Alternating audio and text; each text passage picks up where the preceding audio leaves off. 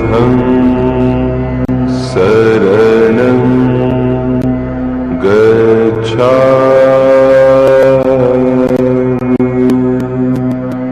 धम्मं शरणं गच्छामि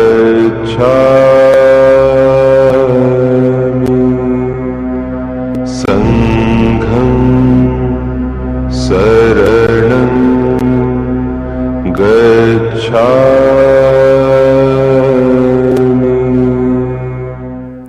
दोस्तों, ये वर्ष बहुत ही महत्वपूर्ण और विशेष वर्ष है। इस वर्ष को बड़ी धूमधाम से मनाया जा रहा है पूरे विश्व में। भारत सरकार ने भी इस पूरे वर्ष को एक उत्सव के रूप में लिया है, क्योंकि ये वर्ष बाबा साहब के जन्म का 125वां वर्ष चल रहा है। बाबा साहब जिन्होंने अपना पूरा जीवन सामाजिक न्याय के लिए, समानता के लिए और विश्व बंधुत्व के लिए होम दिया, उनका ये वर्ष 125वां जन्म का वर्ष चल रहा है। इस विषय पर चर्चा करने के लिए मेरे साथ आज एक बहुत ही बड़ी हस्ती हैं। मेरे साथ है भारत सरकार के सामाजिक न्याय एवं अधिकारिता राज्य मंत्री श्री विजय सांपला जी। सांपला जी, आपका बहुत बहुत स्वागत है। धन्यवाद। हम समाचार पत्रों के माध्यम से भी और दूसरे और जो भी कम्युनिकेशन के साधन है उनके माध्यम से ये एक खबर पढ़ पा रहे हैं, जान पा रहे हैं, लोगों तक जा रहा है कि अब बाबा साहब को एक बहुत अच्छी तरह से पहचान लिया गया है और ये 125वां साल चल रहा है बाबा साहब के जन्म का, और पूरे विश्व में इसे एक उत्सव के रूप में लिया गया है। भारत सरकार ने भी बहुत सारे इस पे घोषणाएं की हैं, योजनाएं बनाई हैं। तो एक आधिकारिक तौर पे सरकार के नुमाइंदे होने के नाते हम आपसे ये जानना चाहेंगे कि भारत सरकार ने बाबा साहब के 125वें साल के उत्सव को मनाने के लिए क्या कुछ योजनाएं बनाई हैं? डॉक्टर साहब, ये 125वां जन्म दिवस हम वर्ष मनाने जा रहे हैं। इसमें प्रधानमंत्री जी ने एक कमेटी भी गठित की है और प्रधानमंत्री जी ही उसी के चेयरमैन भी हैं और सभी पार्टियों के नुमाइंदे उसके भी, उनके सदस्य भी हैं। और जब से ये 14 अप्रैल ये उनके 124 साल पूरे हुए और 125वां वर्ष अब चल रहा है, तब से ही हम उनके जन्म दिवस पर 14 अप्रैल को, मगर क्योंकि 14 अप्रैल को प्रधानमंत्री यहाँ नहीं थे, इसलिए 20 अप्रैल को एक बहुत लंबे समय से लटका हुआ एक प्रोजेक्ट था जो डॉक्टर बाबा साहब अम्बेडकर जी की याद में international study centre, doctor Ambedkar foundation, जो हमारी मंत्रालय का एक उपक्रम है, उसके माध्यम से बनाया जाना था। मगर क्योंकि मैं इसमें कुछ राजनीतिक कारणों में नहीं जाऊंगा, मगर ये अटल बिहारी वाजपेयी जी के समय इसकी शुरुआत हुई थी और इसको अब उसका भूमि पूजन प्रधानमंत्री जी के माध्यम से 20 अप्रैल को, जिसकी 200 करोड़, लगभग 200 करोड़, 192 करोड़ का उसका एस्टिमेट है, यानी हम ये कह सकते हैं कि लगभग 200 करोड़ रुपए का वो प्रोजेक्ट, जिसको हमने इंटरनेशनल स्टडी सेंटर बनाया। सर, ये दिल्ली में ही बनाया? दिल्ली में, ये जनपद मार्ग पर है, और जिसमें उनके जीवन के ऊपर भी रिसर्च, और ये इतना बड़ा सेंटर होगा कि जितने भी लोग रिसर्च करना चाहते हैं और उनका रिसर्च के लिए ये एक बहुत बड़ा योगदान देगा, और ये पूरी दुनिया के लिए एक अपने आप में एक अनोखा सेंटर होगा। इसमें उनकी जीवनी के आधारित भी होगा, लाइब्रेरी होगी। तो आप स्टडी सेंटर का मतलब, क्योंकि डॉक्टर अम्बेडकर जी की पहचान अगर हम कहते हैं तो विद्वानों में सबसे ज़्यादा पढ़े लिखों में उनकी गिनती होती है, तो इसलिए उनका स्टडी सेंटर के माध्यम से ही पहला प्रोजेक्ट शुरू किया गया जी। और दूसरा जो हम अभी जल्दी करने जा रहे हैं कि जहाँ पर डॉक्टर बाबा साहब अम्बेडकर जी ने अंतिम सांस ली थी, 26 अलीपुर रोड, और उसका नक्शा वगैरह, जो माई वर्क वगैरह सब कुछ तैयार हो चुका है, और किसी भी समय उसका हम शिलान्यास, भूमि पूजन करने के लिए तैयार बैठे हैं। और जो लगभग 100 करोड़ रुपए की लागत जिसके लिए फंडिंग वगैरह जो भी है वो अलॉट कर दी गई हैं और कॉन्ट्रैक्टर को भी और डिज़ाइन वगैरह, और जिसका नक्शा भी एक किताब की तरह है, क्योंकि डॉक्टर अम्बेडकर से उसको जानते हैं तो किताबों के माध्यम तो नक्शे उसका पूरा डिज़ाइन भी एक किताब के जैसा है। अच्छा, उसी शेप में आपने डिजाइन दी। खुली हुई किताब होते हैं, बिल्डिंग पूरी खुली हुई किताब आपको नज़र आएगी, तो उसमें भी उनके जीवन के आधारित म्यूज़ियम भी होगा, सब कुछ होगा, ताकि ये भी एक हम कह सकते हैं कि जो हमारा जिस कारण हम बैठे, हम तो गर्व से कहते हैं कि आज मैं बैठा हूँ तो उन्हीं के कारण बैठा हूँ, तो हमारे लिए तो भगवान से भी अगर कोई बढ़कर कोई चीज़ हो तो डॉक्टर बाबा साहब अम्बेडकर, तो इसलिए हमारे लिए तो वो तीर्थ स्थान के रूप में ही हम उसको जानते हैं। तो लोग आएंगे, उसमें लाइट एंड साउंड, उनके वो बाकायदा लाइब्रेरी वगैरह सेंटर होगा, सो एक अच्छा उसका अनुभव रहेगा। ये अभी हम शुरू जो करने जा रहे हैं, दूसरा पहला कर दिया है। इसके बीच में कि अभी आपने देखा होगा कि महाराष्ट्र में जहां उनका अंतिम संस्कार चैत्य भूमि में जाके आया हूँ सर।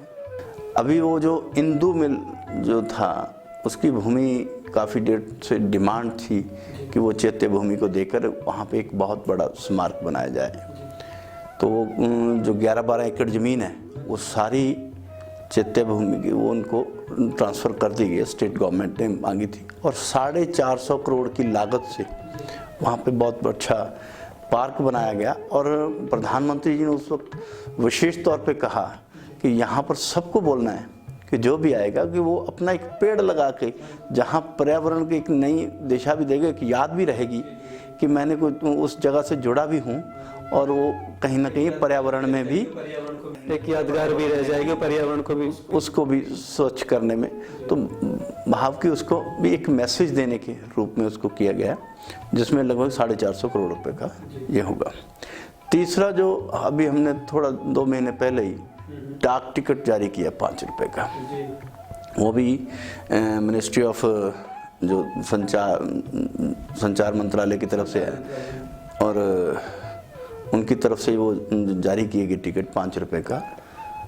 और अभी 6 दिसंबर को ही, जिस दिन बाबा साहब अम्बेडकर जी का महापरिनिर्वाण दिवस, उनकी हम उस पर जैसे हम डेथ एनिवर्सरी भी कहते हैं, मगर हम क्योंकि डेथ एनिवर्सरी नहीं कहते, महापरिनिर्वाण दिवस कहते हैं, उनका महापरिनिर्वाण कहते हैं, तो उस पर ही प्रधानमंत्री जी ने, क्योंकि 125वां वर्ष मना रहे हैं, तो 125 रुपए का एक सिक्का जारी किया है, जो शो के रूप में, एक याददाश्त के रूप में घर में रखा जाने के लिए है, और एक 10 रुपए का सिक्का जारी किया है, जो आम चलन में भी प्रचलन में रहेगा।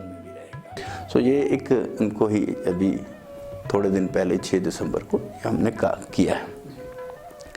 अगर हम इसको पहले भी देखें तो जब भारतीय जनता पार्टी की सरकार, मैं उस राजनीतिकरण में नहीं जाऊंगा, मगर जब भी ये कह सकते हैं कि पहले अटल बिहारी वाजपेयी जी की सरकार और आज नरेंद्र मोदी जी की सरकार, अगर जिस स्थान का जहां उनका जन्म हुआ था उसका नाम महू था, मिलिट्री एरिया था, और जिस मिलिट्री क्वार्टर में उनका जन्म हुआ था मैं उसको भी देख के आया था, और आज वहाँ पर बहुत बड़ा भव्य स्मारक बना हुआ है।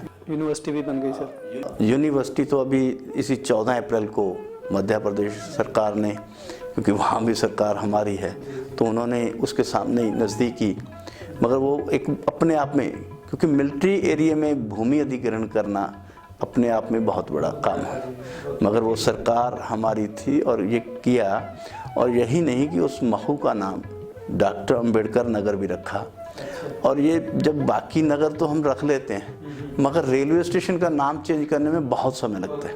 उसके लिए पार्लियामेंट में एक बिल के रूप में जैसे लाना अमेंडमेंट करनी पड़ती है, तो उसका नाम भी, रेलवे स्टेशन का नाम भी डॉक्टर अम्बेडकर नगर रखा। ये भी एक हम कह सकते हैं कि हमारी ही तरफ से किया गया कार्य है। और जहाँ पर डॉक्टर बाबा साहब अम्बेडकर जी ने बुद्ध दीक्षा ली थी नागपुर में, उस जगह को भी अब पहले किसी ने देखा होगा तो जब अटल बिहारी वाजपेयी जी की सरकार थी तब उसका निर्माण एक आज के जिस रूप में और उसका भव्य उसको एक स्वरूप दिया गया और स्मारक के रूप में तब्दील किया गया। तो अभी जो हमारे प्रधानमंत्री जी भी ये कहते हैं कि हमारे ये तीर्थ स्थानों के लिए भी हम आगे से और भी इनको एक तीर्थ के रूप में भी लोगों को कहेंगे कि पर्यावरण की दृष्टि से भी इनको जरा थोड़ा सा विकसित करेंगे। ऐसी कुछ परियोजनाएं हैं। और जैसा कि आपने देखा होगा कि झिंझोली में यहाँ जब 26 अलीपुर रोड पे जहाँ पर बाबा साहब अम्बेडकर जी की अंतिम सांस ली, जब उनके बाद संस्कार के बाद वो जो सामान था, तो वो सामान उनके जो अनुयायी थे मिस्टर रत्तू थे, वो ले गए थे उनके झिंझोली में अपने गांव, और वहाँ पर उन्होंने रखा था। मगर उनके बाद वो सामान वहाँ पर गल सड़ रहा था और चाहिए था कि उसको संरक्षित किया जाए, उसको संरक्षित किया जाना चाहिए, प्रिजर्व किया जाना चाहिए था, मगर वो नहीं किया गया। और जब हमारी अब सरकार महाराष्ट्र में आई है और केंद्र द्वारा हमारे किसी टीवी चैनल के माध्यम से हमारे ध्यान में आया, तो हमारे लोगों ने आगे बढ़कर उसको भी प्रिजर्व करने के लिए आगे बढ़े। और मुझे ये बताते हुए खेद भी होता है कि सिर्फ उसको प्रिजर्व करने के लिए खर्चा कितना था, 6 लाख रुपया। और 6 लाख रुपया सरकारों के लिए, इतने महान व्यक्ति के लिए कुछ भी नहीं था। तो इंडिविजुअल के लिए भी बड़ी बात नहीं। उस जो सामान में है उसमें वो टाइपराइटर भी है जिससे हिंदुस्तान का संविधान टाइप किया गया, उस टाइपराइटर भी उस सामान के बीच में है। वो पेन भी है जिससे उन्होंने उस पर साइन किए। सो बहुत सारा सामान जो इतिहास से जुड़ा हुआ, जिसे हमें संभाल कर रखना चाहिए था, तो ये प्रिजर्व भी हमने किया। और अभी अभी आपने देखा होगा कि इंग्लैंड में उनके जिस घर में वो ठहरे थे, इस समय वो रहे, और उस स्थान को आज बहुत, क्योंकि जितने बड़े वो महान थे उसके हिसाब से उसकी लागत कुछ नहीं थी, 44 करोड़ रुपया था। अगर शायद वो अंधेरे में निकल भी जाता, मगर वहाँ पे जो बेचने वाला था उसने लिखा हुआ था कि ये जो घर है इसमें बाबा साहब अम्बेडकर जी रहते थे। तो जब वो ध्यान में आया तो फिर उसको खरीदने का काम भी महाराष्ट्र सरकार ने किया है। मगर हम चाहते थे कि केंद्र सरकार भी करे, क्योंकि हमारे करने के लिए कुछ प्रोसेस में से जाना पड़ता था। मगर वहाँ के महाराष्ट्र के चीफ मिनिस्टर, क्योंकि वो तो आने ना, उन्होंने वो उसको खरीदा है। तो उन्होंने खरीदा या हमने खरीदा, मगर हमारी सोच ये थी कि उसको आगे लेना है। और आगे हमने ये कहा है कि उन्होंने चाहे खरीदा, अगर उसको मॉडिफाई करने के लिए, कुछ भी बनाने के लिए, हम केंद्र की तरफ से भी उनको जो भी सहायता चाहिए होगी वो देंगे। और हमारे प्रधानमंत्री जी अभी थोड़ा देरी पहले उसमें वहाँ पर जाकर भी आए हैं, आपने भी देखा उसको, संचार माध्यमों से वो पता चला चीज़, लोकार्पण भी किया। और इसी दिशा में, क्योंकि 125वीं वर्ष दिशा में हमारे मंत्रालय की तरफ से 25-25 स्टूडेंट्स के 4 ग्रुप बनाकर लगभग 100 स्टूडेंट्स को एक हफ्ते का टूर विदेशों में, जहाँ जहाँ डॉक्टर बाबा साहब अम्बेडकर गए, चाहे वो कैलिफोर्निया अमेरिका में थे, चाहे वो इंग्लैंड में थे, इंग्लैंड और अमेरिका के 2 टूर उनके लगवाए हैं, ताकि उनको वहाँ पे सेमिनार भी करके आए, वो मिल के आए, यानी उस पर चर्चा एक अलग, ताकि बच्चों को भी ज्ञान होगा, उस पर रिसर्च भी हो, ऐसा भी। और मंत्रालय की तरफ से पहले से एक 10 चेयर डॉक्टर अम्बेडकर फाउंडेशन के माध्यम से वो चल रही, ऑलरेडी चल रही हैं। ऐसी कुछ योजनाएं हैं। ये मोटी मोटी योजना है, कहने का मतलब ये है। अभी ये कुछ ही बता पाया हूँ, अभी भविष्य में अभी और बहुत कुछ करना है। सर, मैं आपके बारे में कुछ जानकारी जुटा रहा था, तो पता चला आपका व्यक्तित्व क्या है। शुरू से गरीब परिवार में पैदा होके मेहनत करना और किसी भी काम से जी ना चुराना, एक संघर्षशील जीवन रहा है आपका। गांव, छोटे से गांव से निकल के विदेश तक की यात्रा, और फिर वापस भारत संभालने की यात्रा। आपकी जो यात्रा है उसको मैं बाबा साहब की यात्रा से जोड़ के देख रहा हूँ। छोटी जगह पैदा हुए, गरीब परिवार में पैदा हुए, और कुछ भी कर गुजरने को तैयार रहते थे अपने देश के लिए। तो ये सब चीज़ों को मैं आपसे और हमारे दर्शकों को भी ये जानकारी आपके माध्यम से देना चाहता हूँ कि आपका बाबा साहब के जीवन से समानता तो सर्वविदित है। बाबा साहब में आपका जो रुचि पैदा हुई वो किस प्रकार हुई?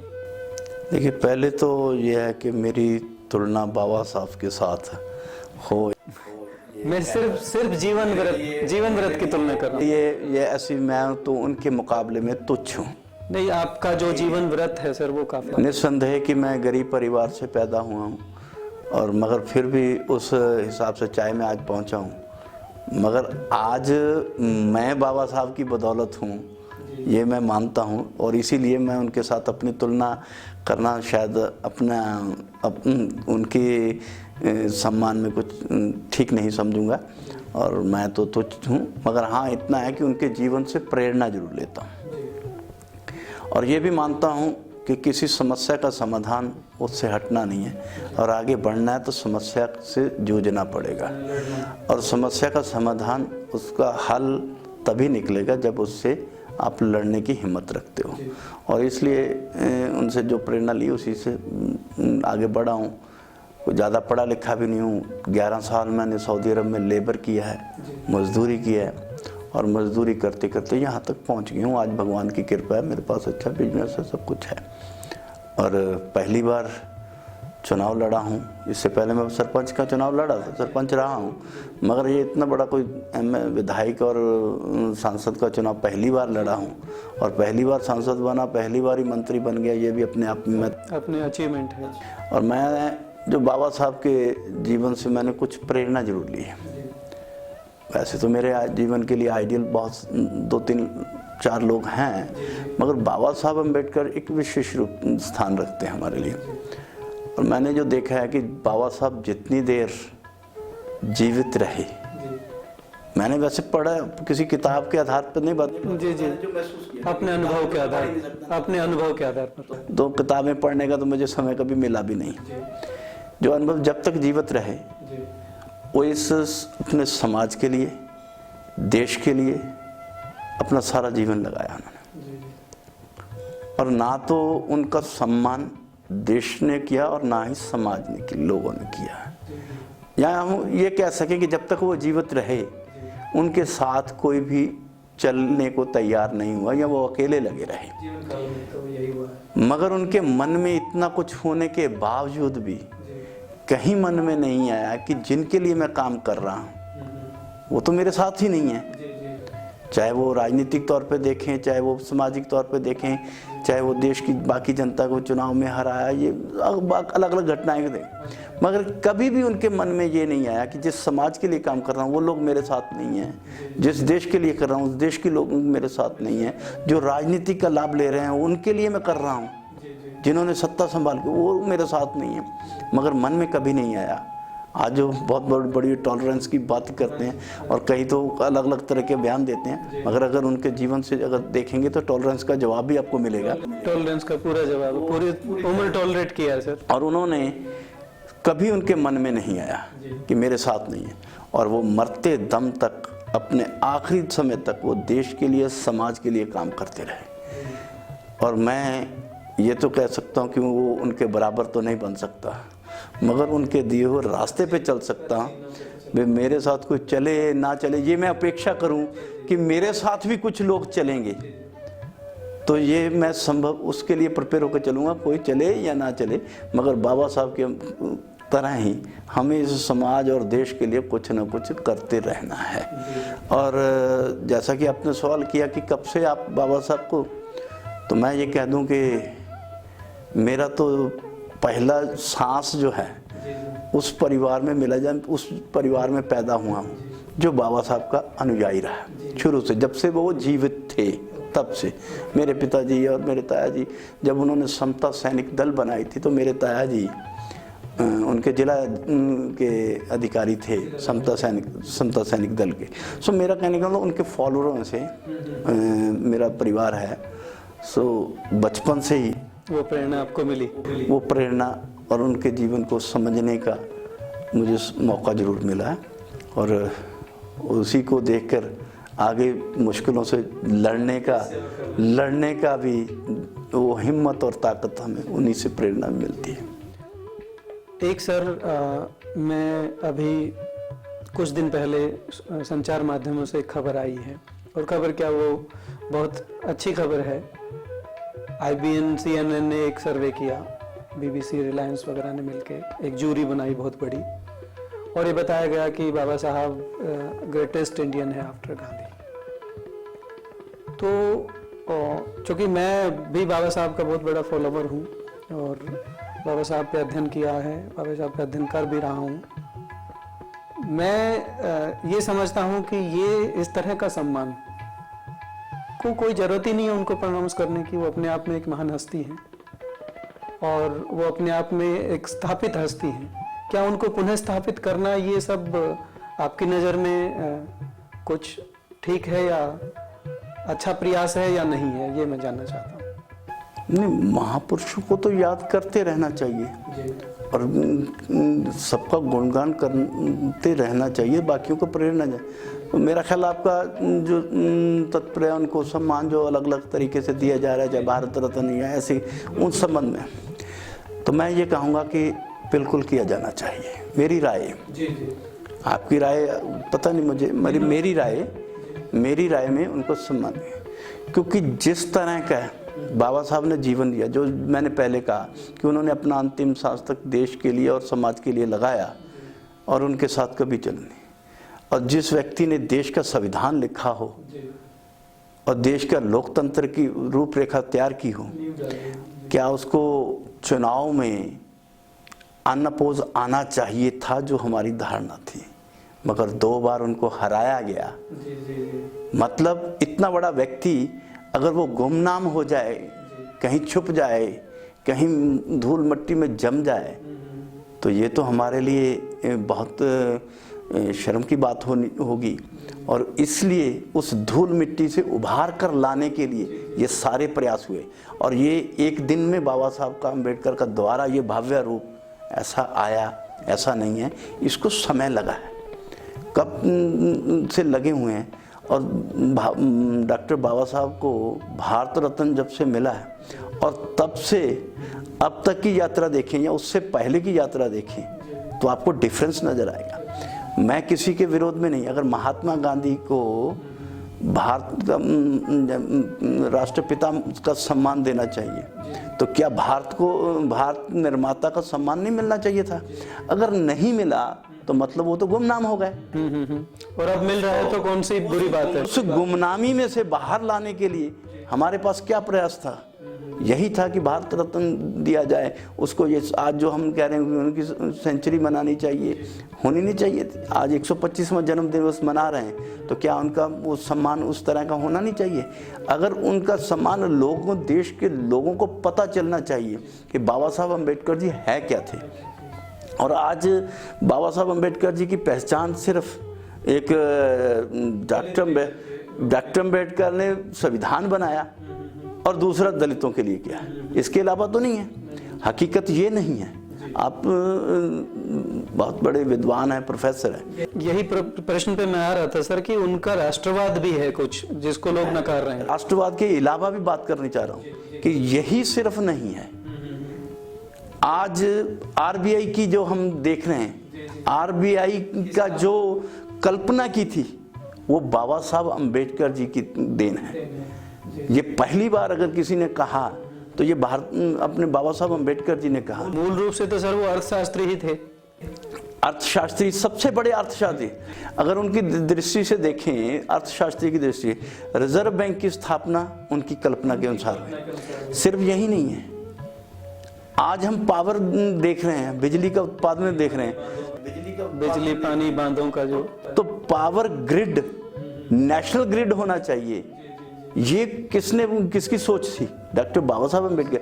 आज भाखड़ा नंगल की जिसकी बात करते हैं, या दमोदर नदी के ऊपर जो डैम बने हैं, वो किसकी सोच? वो उनकी देन है। उनकी देख रेख में भी कुछ चीजें बनी है, ये उनकी देन के, उनकी कल्पना के अनुसार बनी है। आज नदियों को जोड़ने की बहुत देर से योजना चल, और इन्होंने तो आज से 40 साल पहले 50-60 साल पहले लिख दिया था, कहा था कि नदियों को सभी तरह से जोड़ना, सभी नदियों को आपस में जोड़कर किसान को संपन्न करने की बात की थी। खेती की जो खेती में विकास विकसित हो, खेती विकसित हो, इसके लिए उन्होंने सोचा था। देश को उन्नति करनी है तो पावर होनी चाहिए। नेशनल ग्रिड की बात की उन्होंने।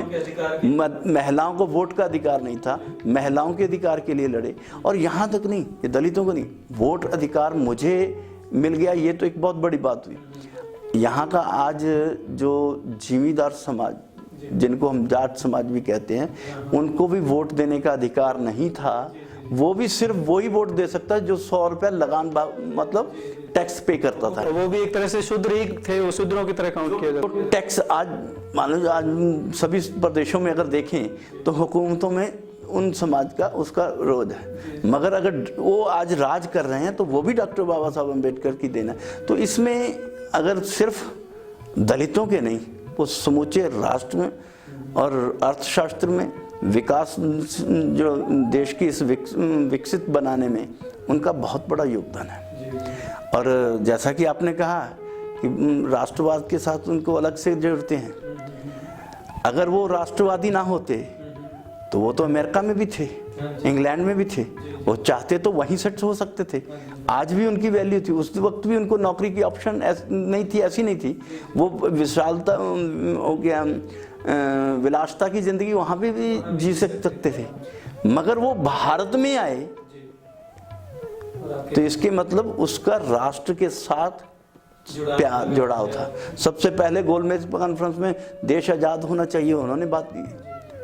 आज वो आकर वहाँ पे जब जिंदगी गुजार सकते थे, यहाँ पर ये इतनी बड़े इनके लिए अर्थशास्त्री जो के रूप में जो उन्होंने कल्पनाएं की, तब वो इंग्लैंड में रहते। जब इंग्लैंड का प्रॉब्लम ऑफ द रुपीज, वो पूरा थीसिस लिखा उन्होंने थीसिस लिखा जो अंग्रेज ने प्रचलन में नहीं है, बाद में आया, अभी उनके डेथ के बाद में प्रचलन में आया। बल्कि अंग्रेज सरकार भी उससे प्रेरणा ले रही है, उस थीसिस से, उसी से प्रेरणा ले रही है। आज विश्व के बहुत सारे लोग उनसे प्रेरणा लेके अपनी अर्थव्यवस्था को ठीक कर रहे हैं। मैं वो मार्टिन लूथर की बात कर रहा था। वो तो मार्टिन लूथर से अगर कंपेयर करेंगे तो आपको अंबेडकर की जो कोटेशंस हैं वो ज़्यादा आपको बड़ी नज़र आएंगी कि अर्थशास्त्र में उनका कितना बड़ा नाम है। तब आपको अलग से, तो ये आज दुनिया में सबसे बड़ा अगर अर्थशास्त्री अगर कहें तो वो डॉक्टर बाबा साहब अम्बेडकर थे। और आज इस देश को बनाने में, रूपरेखा तैयार करने में अगर कहीं है नहीं है तो जो उनकी संविधान की सभा बनाई थी संविधान के लिए, तो 7-8 लोग थे, किसी एक व्यक्ति ने काम नहीं किया। अगर वो राष्ट्रवादी मान लीजिए उनके पास था ना, तो फिर वो सबको हटा के संविधान वो लिख देते कि ये भी गया, ये भी गया। वो राष्ट्रवादी इसी से सहमत हो, पता चलता है कि जिनको नाम अपने आप में राष्ट्रवादी कहते थे वो कोई नहीं आया बीच में। हकीकत में इस देश को संभालने के लिए डॉक्टर अम्बेडकर बाबा साहब ही आए। और सच्चा देश जो है राष्ट्रवादी, और मैं कहूँगा कि राष्ट्र निर्माता तो अगर कोई था तो वो बाबा साहब डॉक्टर अम्बेडकर। बहुत खूब कहा आपने सर। एक आज मैं जगह जगह जाता हूँ तो एक चीज़ और सुनने में आती है सर। मैं हालांकि किसी पार्टी को फेवर या उसके अगेंस्ट नहीं जाके बात कर रहा है, ना मेरा ये मकसद है, ये शुद्ध एकेडमिक पर्पज से मैं ये बना रहा हूँ। कुछ लोग ये कह रहे हैं कि भाई अब एकदम बाबा साहब को याद करना और एक राजनीतिक दल द्वारा उसे महत्व दिया जाना, ये इसका शुद्ध राजनीतिक पर्पज है। कोई ये राष्ट्र भक्तों, राष्ट्र निर्माताओं को याद करने का तरीका नहीं है। कुछ ऐसा लोग सवाल उठा रहे हैं, तो इस पर कुछ छोटी सी टिप्पणी मैं आपसे चाहता हूँ। जितने भी मैंने पहले प्रोजेक्ट बताए कि इन प्रोजेक्टों पे, अगर मैं वैसे राजनीति इस पे विषय पे राजनीति नहीं करना चाहता था, मगर अगर राजनीतिक हो रही है तो जवाब मुझे राजनीतिक तौर पर ही देना होगा। अगर जितने विषय पे किए, मेरा ही सवाल है कि क्या ये नहीं होने चाहिए थे? बिल्कुल होने चाहिए थे। होने चाहिए जी। आप राजनीतिक या नहीं हैं तो इसका मतलब है आपको ठीक लगता है ऐसा होना चाहिए। पहली तो बात का जवाब यही है। दूसरा ये है कि आज एक पार्टी, जब वो पार्टी सत्ता में आएगी तभी वो कर पाएगी ना। अटल बिहारी वाजपेयी जी की सरकार के समय हम सत्ता में आए तो हमने बताया कि डॉक्टर अम्बेडकर, महू का नाम डॉक्टर अम्बेडकर रखा और उनके नाम पे रखा और उस वहाँ पे एक स्मारक बनाया। जब अटल बिहारी वाजपेयी जी की सत्ता आई तब उनको वो नागपुर जहाँ पे उन्होंने दीक्षा ली तब उसका विकास हुआ। अगर जब उनको भारत रत्न दिया जाना है, जो आज की चाहे भारतीय जनता पार्टी सत्ता में है, तब वो सत्ता में पार्टनर थी वीपी सिंह जी की, तो उस वक्त आई। अगर उनको बाबा साहब का पोर्ट्रेट सेंट्रल हॉल में लगा तब भी वही, आडवाणी जी के कहने पे बल्कि वो लगाया गया था। ये उनको भी दूसरी जो पार्टी सत्ता में थी, क्या उनको नहीं करना चाहिए था? आज हम भारत निर्माता की, आज इसलिए मैं कह रहा हूँ कि आपने कहा कि उनको सम्मान नहीं देना चाहिए था, क्योंकि अगर ना देते तो वो पार्टी बाबा साहब का नाम मिटा देती। और दूसरी बात को बताऊँ, अभी मैंने अटल बिहारी वाजपेयी जी के समय की बात की और उसके बाद हम 10 साल बाद आए, 2004 तक उनकी रही सरकार, अब 14 में आए। जिस मैं सेंटर की बात कर रहा हूँ, जो इंटरनेशनल स्टडी सेंटर की बात कर रहा हूँ, ये अटल बिहारी वाजपेयी जी के समय उस भूमि अधिग्रहण का काम शुरू हो गया था। 4 बंगले वो जो थे वो एक्वायर कर लिए गए थे। 10 साल बाद माननीय नरेंद्र मोदी जी की सरकार आती है, तभी क्यों शुरू हुआ? बीच में क्यों नहीं किया?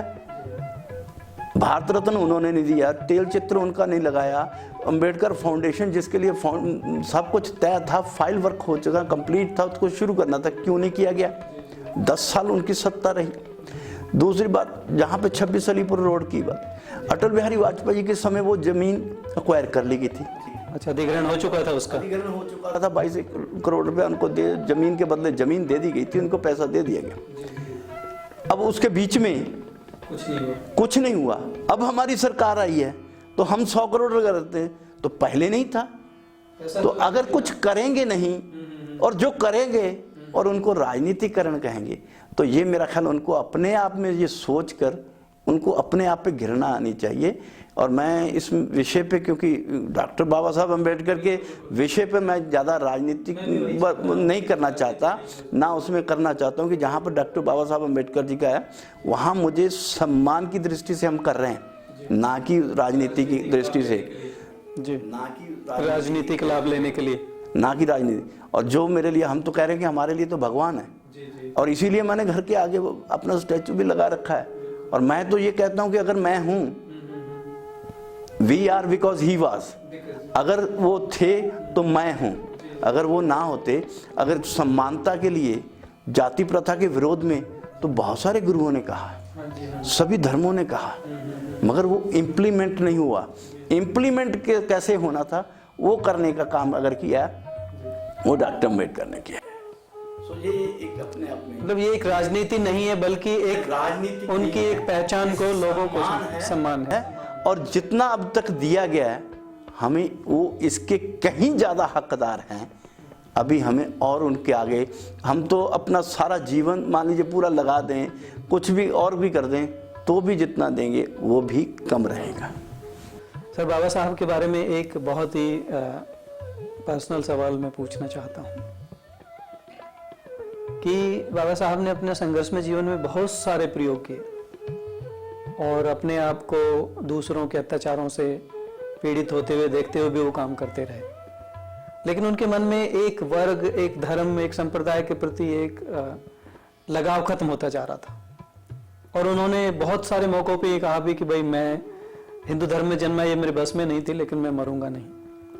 और उन्होंने जीवन के अंतिम क्षणों में बुद्ध के धम्म में शरण ली और बुद्धिस्ट हो गए। लेकिन घोषणा उन्होंने बहुत पहले सर कर दी थी, लगभग 21 साल पहले ये घोषणा कर दी थी। तो मैं आपसे ये जानना चाहता हूँ कि वो, उनके सामने विकल्प बहुत थे। हैदराबाद के निजाम ने उन्होंने करोड़ों रुपए ऑफर किए थे। अमेरिका से जो क्रिश्चियंस की सोसाइटी थी, उन्होंने भी करोड़ों रुपए ऑफर किए थे, सुविधाएं ऑफर की थी। उन्होंने तथागत बुद्ध की शरण में ही जाना क्यों स्वीकार किया? ये मेरा ख्याल, अगर पहला आपने जो सवाल किया कि बाबा साहब अम्बेडकर जी को राष्ट्र के साथ जोड़ कर नहीं कहते, तो यही अपने आप में एक बहुत बड़ा जवाब है कि उन्होंने अपना वादा भी पूरा किया और साथ में उन्होंने अपने देश की संस्कृति के साथ जुड़े हुए और सही में मार्गदर्शन, जीवन शैली कैसी होनी चाहिए और धर्म की जो शिक्षा, एक मानवता के प्रति। और आज तो मैं तो ये भी कहता हूँ कि अगर बुद्ध को हम सही तरीके से समझ लें तो दुनिया में किसी को परमाणु बम बनाने की ज़रूरत नहीं पड़े। ये अपने आप किसी को भी, ये इतने बड़े ताम झाम जितना हम कर रहे हैं, कहीं ज़रूरत नहीं है। शांति की स्थापना हो जाएगी। ये भी कहूँगा कि मैंने भी कुछ बुद्ध से सीखा कि भी धन पैसे से नहीं खरीदा जा सकता। व्यक्तित्व हमारा कोई पैसों से जो लालच दिया, अगर धर्म में ही, मान लीजिए उनकी विचार था कि अगर धर्म में इतनी ताकत है तो वो मुझे आकर्षित करे ना। पैसा मेरी आकर्षण नहीं है। पैसा तो वो चाहते तो इंग्लैंड अमेरिका कहीं भी कमा सकते थे।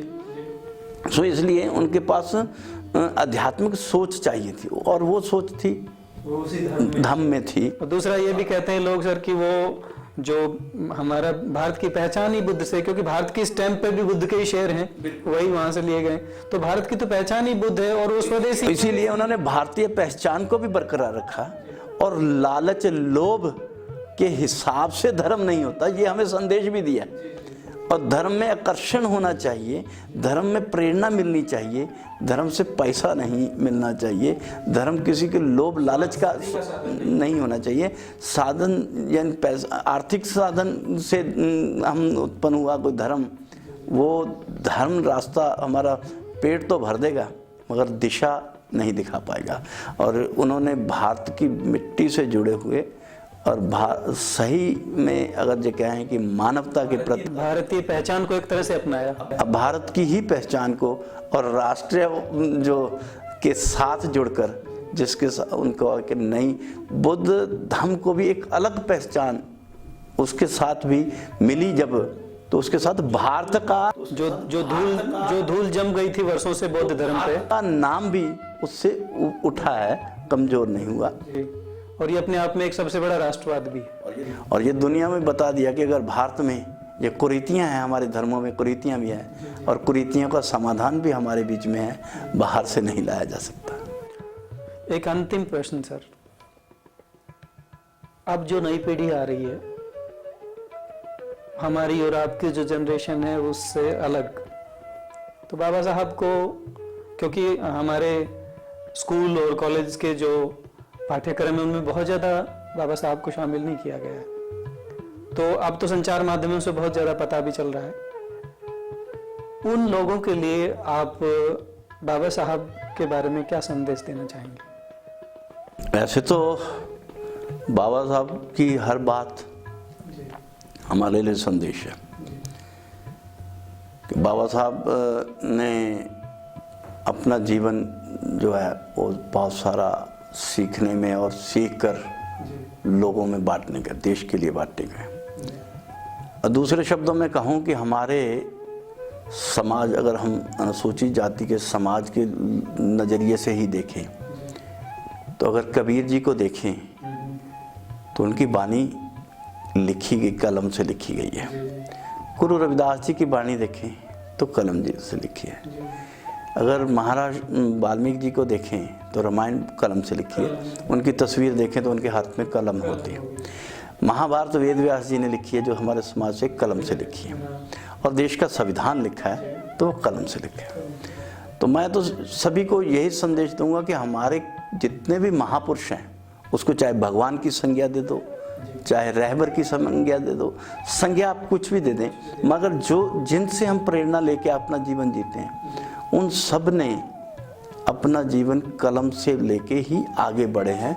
भाव ज्ञान हासिल किया है और ज्ञान हासिल करके अपने तक सीमित नहीं रखा, उसका प्रवाह जो है वो पूरे देश के लिए किया, और आज जितने चाहे वाणी लिखी और उसी के कारण देश का नाम पूरी दुनिया में भी है, चाहे रामायण में है, चाहे महाभारत में है, गीत की बात करें, चाहे देश के संविधान की बात करें। सो हमारे गुरुओं पूर्वजों ने हमें ये संदेश दिया, और डॉक्टर बाबा साहब अम्बेडकर ने एजुकेट, ऑर्गेनाइज, एजिटेट का जो संदेश भी दिया, उसमें भी हमें एजुकेट का ही संदेश दिया।